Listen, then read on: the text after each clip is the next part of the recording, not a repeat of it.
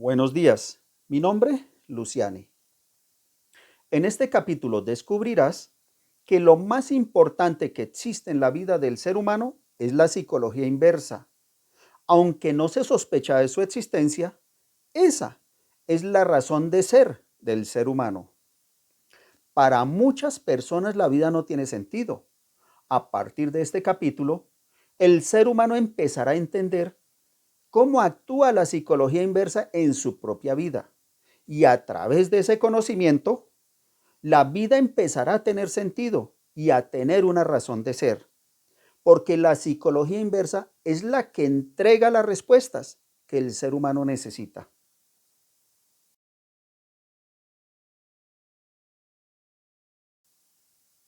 Cuando el ser humano ignora la fuente real del conocimiento en su propia vida, surgen vacíos que desequilibran esa vida.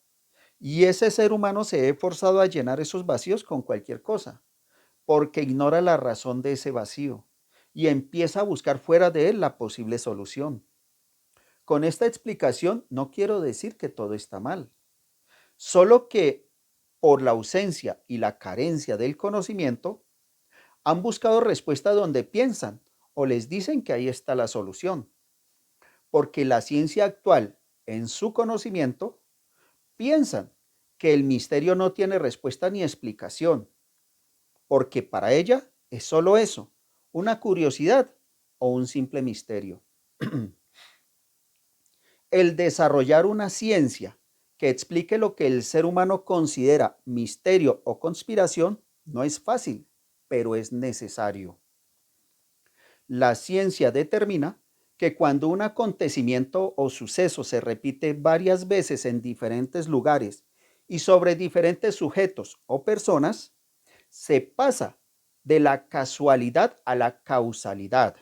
Es decir, algo hace que ese acontecimiento suceda y es necesario buscar ese algo para saber por qué sucede y para qué sucede.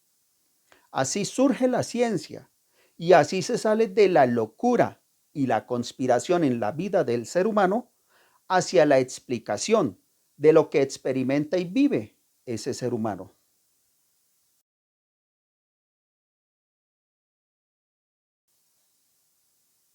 Lo fundamental que el ser humano debe entender para comprender la importancia de la psicología inversa en su vida es que la psicología programada es el mecanismo de supervivencia del ser humano y esa supervivencia la consigue haciendo parte de una sociedad.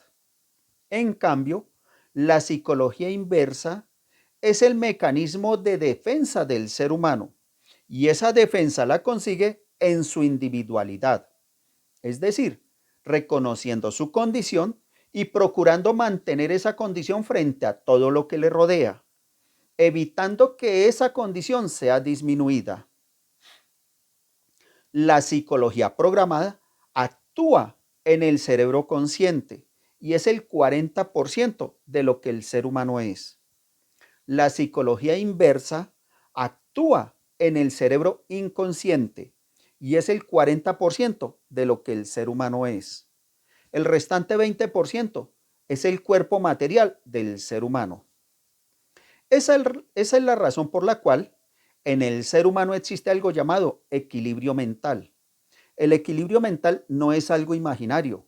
El equilibrio mental es la acción coordinada de sus dos cerebros sobre el cuerpo material del ser humano.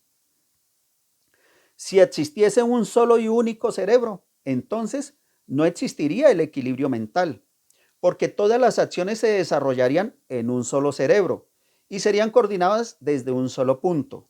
Entonces, todo sería fácil. Cuando hablamos de equilibrio, nos estamos refiriendo a dos fuerzas opuestas que deben permanecer equilibradas.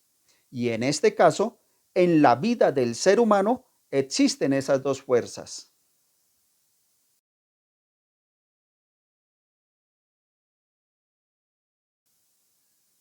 Un ser muy sabio me dijo en cierta ocasión, abro comillas, es un loco el ser humano que piensa que puede controlar y dominar a toda una sociedad, porque ignora que el 50% de esa sociedad es opuesta al otro 50%. Entonces, nunca podrá dominarlos y nunca podrá hacer que sean iguales. Cierro comillas. Las palabras del ser sabio son palabras sabias porque hacen referencia al cerebro del ser humano. Si se dan cuenta y observan en detalle, descubrirán que todo el tratado de estos videos hacen referencia a la vida actual, a los aconteceres de hoy en día, y la frase del ser sabio encaja perfectamente. Hoy hay líderes con diferentes tendencias y cada uno persigue a su manera el control y el dominio de toda una sociedad. Al inicio los planes parecen perfectos, pero a medida que el tiempo avanza, los borregos se van saliendo del corral y todo se vuelve un desorden. Eso sucede porque esos líderes solo controlan y dominan al ser humano sobre la psicología programada, es decir, controlan la mitad del cerebro y la otra mitad, que corresponde a la psicología inversa, escapa a ese control y la defensa del cerebro inconsciente se activa para proteger al ser humano. Debes entender que frente al riesgo del dominio y el control sobre el ser humano, se activa automáticamente su opuesto. Y ese opuesto se puede expresar en la inconformidad, el reclamo, la protesta, la revolución y la no aceptación, o la oposición también. Todo eso se desarrolla con una sola finalidad: el ser humano libre.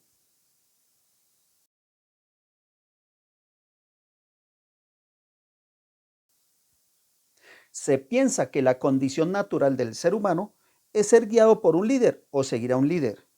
Pero, como todos no son amigos de un único líder, surgen las elecciones. El 51% elige y el 49% obedece.